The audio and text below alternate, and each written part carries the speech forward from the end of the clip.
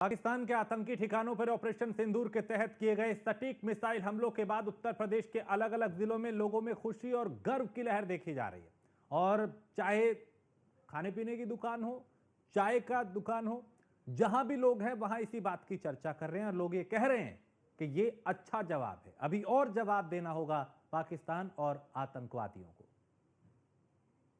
भारतीय सेना द्वारा ऑपरेशन सिंदूर के बाद से लोगों की अलग अलग प्रतिक्रियाएं आ रही हैं। अलग अलग भाव से लोग सेना का स्वागत कर रहे हैं, सेना के इस फैसले का, सरकार के इस फैसले का स्वागत कर रहे हैं। हमारे साथ कई लोग मौजूद हैं। मैं राजधानी दिल्ली में मौजूद हूँ।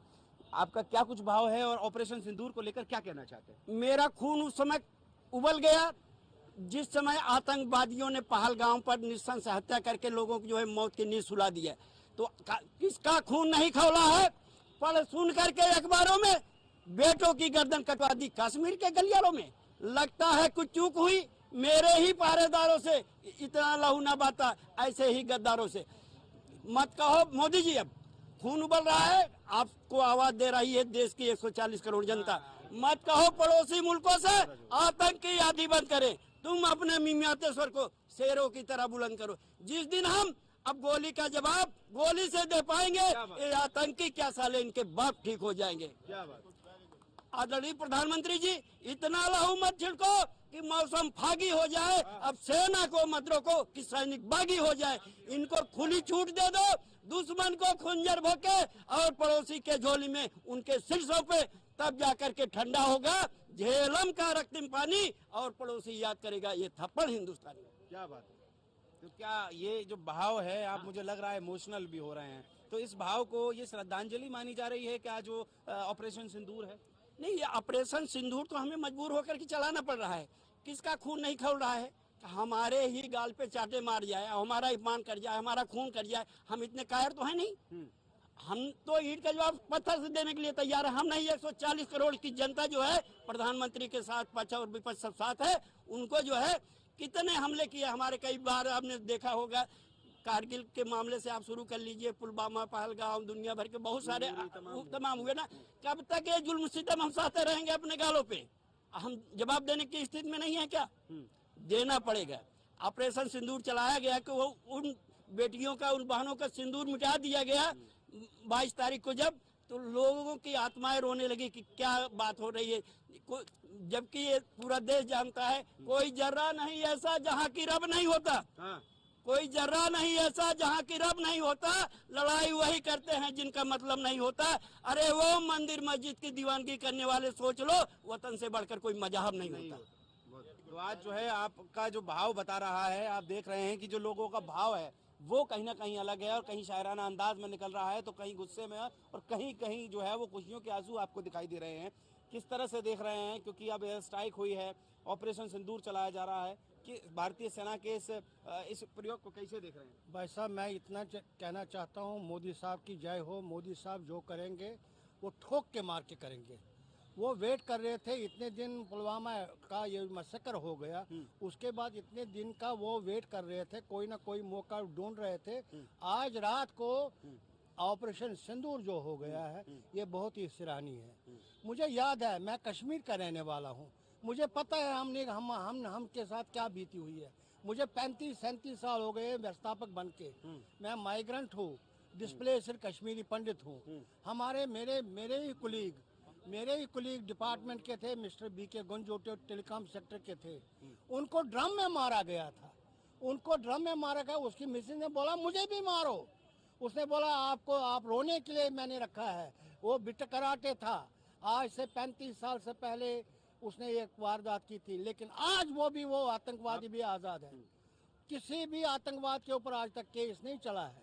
आपने बताया कि आप जम्मू कश्मीर से हैं, कश्मीरी पंडित हैं, तो आपने तो वो महसूस किया होगा जो दर्द जो हम लोगों ने सिर्फ सुना है। भाई साहब, हमने क्या कुछ नहीं, मेरे सामने ही एक नवीन सप्रू था, वो टेलीकॉम सेक्टर का था, मेरे सामने उसको गोली मार दिया। जब वो आया बिट कराटे उसको गोली मारा, पानी वो दूध पीने के लिए गया, वापस आया, बोला ये हरामी अभी जिंदा है, फिर उसको दोबारा गोली मार दिया। कहने का मतलब हमने 1500 इंटेलेक्चुअल्स जो कश्मीर के थे उनको गुआया है। उस आतंकवाद हमने सारा घर बार छोड़ दिया है। क्यों छोड़ आपसे दिया? मैं ये और जानना चाहूंगा कि धारा 370 हटने से पहले के कश्मीर में और धारा 370 लगे हुए कश्मीर में कितना अंतर था? बहुत फर्क हो गया, कितना बदलाव अब आया है? बहुत फर्क हो गया। कहने का मतलब ये है कि डेवलपमेंट हो गई है। पहले इतनी डेवलपमेंट नहीं, क्योंकि सरकारें जो थी वो सारी चोरी सरकारी थी। ये जो अपोजिशन में आज सेंट्रल गवर्नमेंट में जो अपोजिशन है, ये किसी सिद्ध काम को करने नहीं देती है। मोदी साहब का सपोर्ट नहीं कर रहे हैं। ये कुछ ना कुछ बातें ऐसी टेढ़ी मेढ़ी करते हैं जिससे देश का मनोबल, देश का जो बलबला है, देश का जो खून है, वो उसको फिर ठंडा कहा कर जा रहा था कि कश्मीर में जो अमन चैन हुआ, जो पिछले साल सैलानियां लगातार वहां आए और एक अलग टूरिज्म मिला, कश्मीर की तरक्की जो है वो पाकिस्तानी आतंकवादियों पर देखी नहीं गई और इसलिए ये इस तरह की हरकत भाई की गई। साहब, मैं कहना चाहता हूँ, ये सिद्ध कहना चाहता हूँ या ऑन रिकॉर्ड कहना चाहता हूँ, हर एक कश्मीर का मुसलमान आतंकवादी नहीं है, हर एक हिंदू देशभक्त भी नहीं है। लेकिन जो है, जो 95% जो देशभक्त है, वो 1% की वजह से खराब नहीं हो सकता है। सारे मुसलमान वहाँ के खराब नहीं है। वहाँ के इंटेलेक्ट, वहाँ के जो अक्लमंद लोग हैं, वो कहते हैं ये जो आतंकवाद है, ये जो टेररिज्म है, ये खिलाफ है। उनकी उन्नति में वो बाधा है। कहने का मतलब ये है कि कश्मीर में डेवलपमेंट हो गई है। वो मोदी शाह ने जो धारा 370 हटाया है, उसकी वजह से बहुत डेवलपमेंट हो गई। ठीक है, आपका क्या नाम है भैया, कैसे देख रहे हैं आप इस एयर स्ट्राइक को? इट्स ओनली ये ट्रेलर, पिक्चर अभी बाकी है। और हम मोदी जी के साथ खड़े हैं, ठीक है ना। मेरी उम्र 53 साल है, लेकिन भाई हमारा भी खून खोल रहा है। हमें गन उठा के जाना चाहिए। Finish the Pakistan and Bangladesh, both countries one time. तो ये भाव आपके हैं, आप कहना चाह रहे हैं कि मेरे पाकिस्तान से बहुत दोस्त हैं, बांग्लादेश से बहुत दोस्त हैं, मेरे जर्मनी में, यूके में, यूएसए में बहुत दोस्त हैं, क्योंकि मेरा बिजनेस ही घूमने फिरने का है। लेकिन मैं ये कह रहा हूँ कि आज की डेट में बांग्लादेश और पाकिस्तान को बिल्कुल खत्म कर देना चाहिए। We stand with Modi. तो आप लोगों का समर्थन है? बिल्कुल 100%, बिल्कुल क्या 100%। कहना चाहेंगे?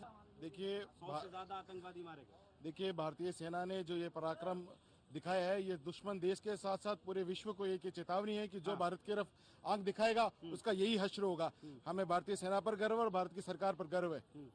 तो आप मतलब इस पूरी भूमिका को, क्योंकि लोग 14-15 दिनों से इंतजार कर रहे थे, कई लोगों के ये सवाल उठा रहे थे क्योंकि कहाँ है राफेल, कहाँ है वो चीजें जिसकी आज देश को इंतजार है। देखिए ये करारा जवाब है, किसी को मुंह से बोलने की जरूरत नहीं है। हमारे देश की सेना ने ये जवाब पाकिस्तान के ऊपर हमला करके बताया कि देखिए ये हमारी सेना इतनी मजबूत है कि अगर भारत की तरफ कोई आंख दिखाएगा तो उसको ऐसा ही जवाब मिलेगा।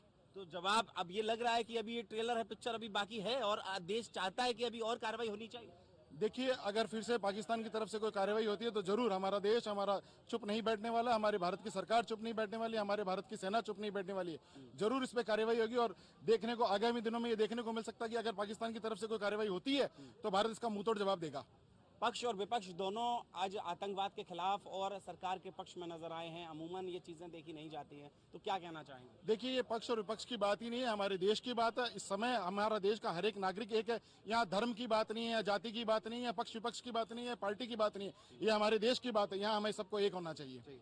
आंटी क्या कहना चाहेंगे एयर स्ट्राइक के बारे में? आपने सुना है कि जो है वो भारतीय सेना ने जो मुंहतोड़ जवाब दिया है, कैसे देख रहे हैं? अच्छा है, बहुत अच्छा है, देना ही चाहिए, जवाब देना चाहिए। हमारे हिंदुस्तान के साथ जो गलत करे उसके साथ गलत करो। 26 लोग बेगुनाह लोगों को मारा गया और उसके बाद कल रात को जो है वो एयर स्ट्राइक हुई और कम से कम 100 से ज्यादा लोगों का मारकर जो है वो सेना ने बदला लिया। बहुत अच्छा करा, बहुत ही अच्छा करा। ऐसे ही करना चाहिए, ऐसे ही मुंह तोड़ जवाब देना चाहिए, जब भी आगे उनको थोड़ा सबक मिलेगा। क्या कहना चाहेंगे उन आतंकवादी संगठनों के लिए? ये है कि हमें दुख तो बहुत है, जो लोग मरे हैं बहुत दुख है, लेकिन उनके साथ ऐसे ही होना चाहिए था। खत्म ही होना चाहिए जी, ये तो खत्म ही होना चाहिए। किससे ही खत्म होना चाहिए, किस्सा खत्म होना चाहिए, किससे ही खत्म होना चाहिए। पाकिस्तानी आतंकवादियों का किससे खत्म कर दो। हाँ ये हमारी हाँ अगर इनकी लाशों को कंधे पर हम ना ढोते, ये लश्कर फसकर हो जी आज कहीं भी ना होते। क्या बात है। तो देखिए तमाम जो है वो अलग अलग प्रतिक्रियाएं देश की आ रही हैं। आप भी कुछ कहना चाहते हैं? हिंदुस्तान से जो टकराएगा चूर चूर हो जाएगा। We proud of Indian army and we proud of Indian government. तो देखिए तमाम जो भारत माता की जय लोग कह रहे हैं, जय हिंद लोग कह रहे हैं और कहीं ना कहीं भारतीय आर्मी पर, जो इंडियन आर्मी है उस पर लोगों को गर्व है। ऐसा लोगों का मानना है। अलग अलग प्रतिक्रियाएं देश के कोने कोने से आ रही हैं और कहीं ना कहीं लोग इनका स्पष्ट तौर पर कहना है कि आज जो हुआ है कहीं ना कहीं अभी ये ट्रेलर है, पिक्चर अभी बाकी है, यानी कि अभी देश इस कार्रवाई से संतुष्ट नहीं है। वो चाहता है कि अभी और बदला जो है वो पाकिस्तान के संगठन, ये जो आतंकवादी संगठन है, उनसे लिया जाए।